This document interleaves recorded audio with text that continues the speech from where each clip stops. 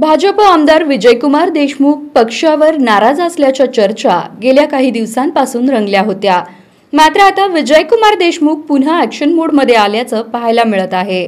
विशेष म्हणजे ते आता ग्रामविकास मंत्री आणि सोलापूरचे पालकमंत्री जयकुमार गोरे यांचे राईट हँड बनले आहेत। तर अक्कलकोटचे भाजप आमदार सचिन कल्याण शेट्टी गोरेंच्या डाव्या बाजूला दिसले। तर झालं असं की मंगळवेढा येथे उभारण्यात येणाऱ्या जगतज्योती महात्मा बसवेश्वर महाराज स्मारकासंदर्भात महत्त्वपूर्ण बैठक मुंबईत पार पडली। या बैठकीचे अध्यक्ष ग्रामविकास मंत्री जयकुमार गोरे होते।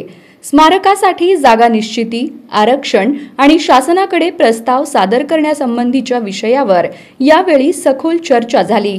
या बैठकीत कृषी विभागाच्या जागेच्या ऐवजी कृष्णा तलाव परिसरातील जागा विचाराधीन घेऊन ती स्मारकासाठी आरक्षित करावी व संबंधित प्रस्ताव 15 दिवसात शासनाकडे सादर करावा अशी मागणी करण्यात आली।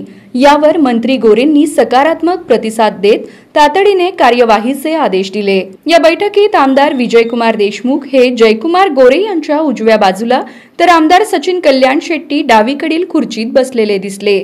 याशिवाय आमदार समाधान आवताडे, आमदार गोपीचंद पडळकर, आमदार अभिजित पाटील हे देखील उपस्थित होते।